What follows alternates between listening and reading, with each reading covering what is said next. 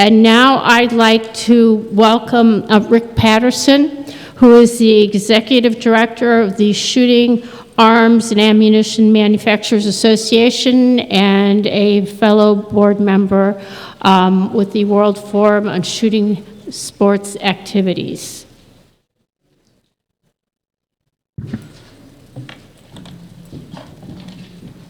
Rick?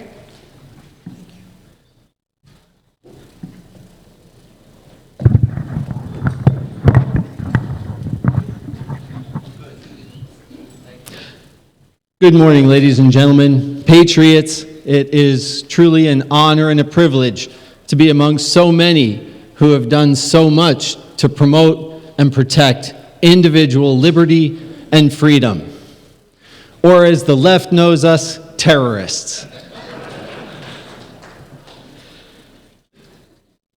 The Sporting Arms and Ammunition Manufacturers Institute is probably best known for our safety, reliability, interchangeability standards for firearms, ammunition, and components. But in reality, we deal with virtually every regulatory agency in the world. From that, we do a lot, of course, with the United Nations. And as you all know, there's something out there called an Arms Trade Treaty. And the Arms Trade Treaty was developed and pushed by civil society. And the way it's structured, it introduces the idea of human rights violations, gender-based violence into the decision-making process of whether or not a firearm or ammunition can be transferred. And the way they set it up, it gives civil society the opportunity to veto any firearms or ammunition deal in the world. Who is civil society? Civil society is big money individuals. They are not elected by anyone. They are not accountable to anyone but themselves. And yet they want to hold the transfer of firearms and ammunition. They want sole responsibility for that. One man's terrorist is another's freedom fighter. What they want to do is determine who will have the power in the world. They want to control that. That is the very definition of evil governance.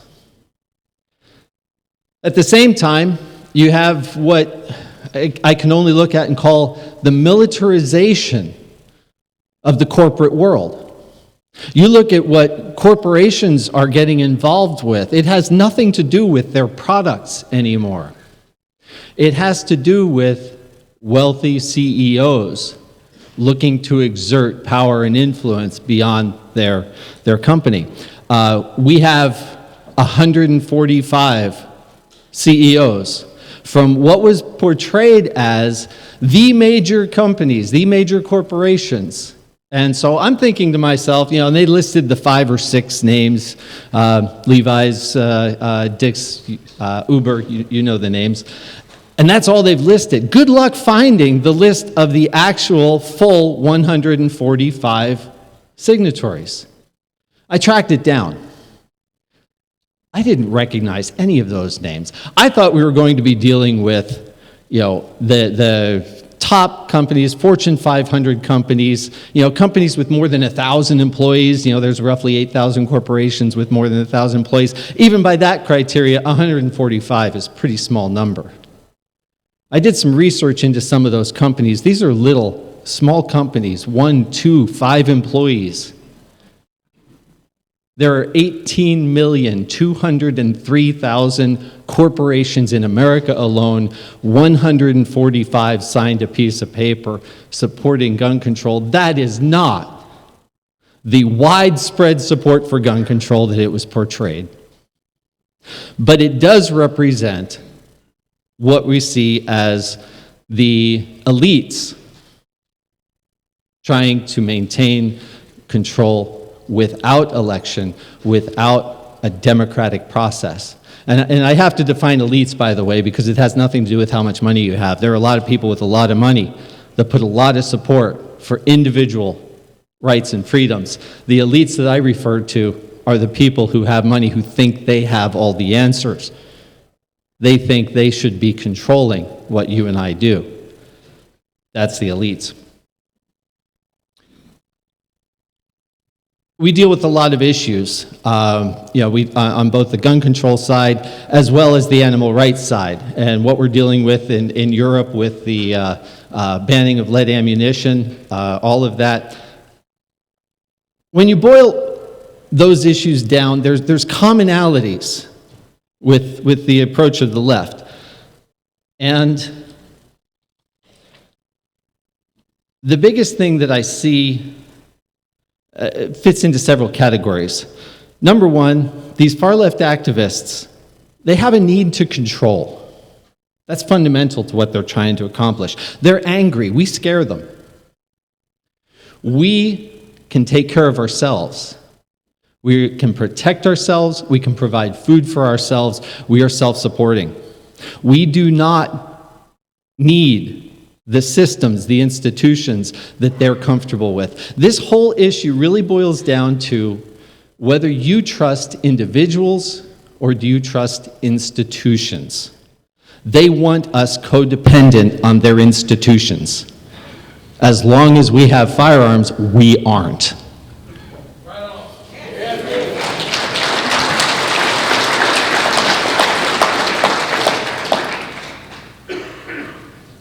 They will also do or say anything to win. On the reach issue, we took the animal rights numbers of birds being killed by lead ammunition.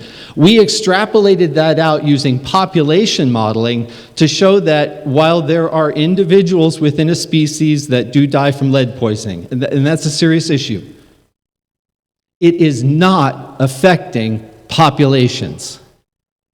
And so a ban is completely disproportionate to the actual risks. We're coming down to a decision-making time in that REACH process in the EU. And about a month ago, those same scientists came out with a study that said, oops, our numbers on our original studies were wrong. The number of birds being affected really is a lot bigger, and oh my gosh, by the way, it's a population impact. They will do or say anything to get their point across. Scientific integrity is not in their vocabulary. They are intolerant of differences. There is no compromise in their approach. They will take little by little by little, but there is no compromise, and we know what their end game is. And thank goodness for Beto making that abundantly clear and bringing that out into the light.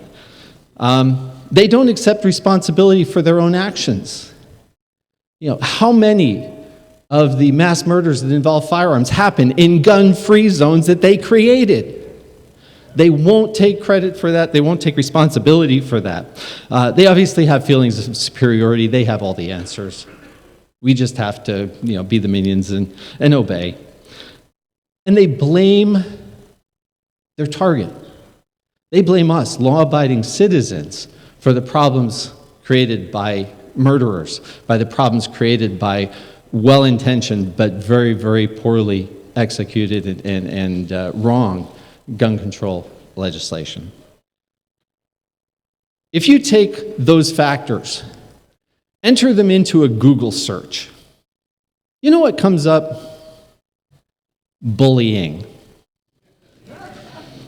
We're dealing with bullies. That's their approach. There's a very interesting article, Psychology Today, 6 smart ways to deal with a bully. And there are lessons that we can learn from this as we go out and promote freedom and liberty. Number 1 and 2, they're connected, be confident and stay connected. One of the goals, one of the approaches that the left is trying to do here, they're trying to separate us from society. They're trying to minimize us. They want us to feel like we're inferior. And when you're at a cocktail party, when you're out talking at friends at a football tailgate, they don't want you talking about the gun issue because we have facts. We can influence. They want to control the entire message. They want you to feel inferior. They want you not to talk, not to speak up. Be confident, stay connected. We have to reach, as somebody mentioned it earlier, we have to reach outside our silos. We have to talk to our friends, our neighbors. Keep in mind, the elites are by definition a minority. You've got a whole bunch of people out there who are just trying to live their lives. And they're being bombarded with this information. It's not that they're bullies, they just don't know. It's our responsibility to educate them on all the great things that we do and all the information that we have. Step number 3 in how to deal with a bully. Use simple, unemotional language. Don't be apologetic. Don't be confrontational. That's what they want. That gives the bully power. You have to set limits. And I'm going to quote from the article, remain polite and professional while still being firm. And this one I think is key also. Practice your response so you're prepared the next time something happens. When you have that information, you can act quickly and consistently. And finally, and this one has a couple of meanings for us, strike while the iron is cold. Again, quote, cool heads find better solutions than hot ones. And that has a double meaning for us because what is the left trying to do? They try to use the heat of the moment. They try to use the emotion of terrible, terrible tragedies to get people to make decisions in the heat of the moment. Psychologists tell us that's not the right time to make a decision, and yet that's exactly when the left wants us to make that decision on gun control issues. Strike while the iron is cold. Be unemotional and make the points. Calm, cool heads will always prevail and result in a better decision. You know, we are the people who champion having the tools to defeat criminals and tyrants. In order for us to win this battle, we also have to learn to use a new tool, the tools on how to defeat bullies, because that's what we're facing. Thank you very much. I really appreciate the opportunity to be here. Thank you for everything that you do, and of course the Second Amendment Foundation for making this possible.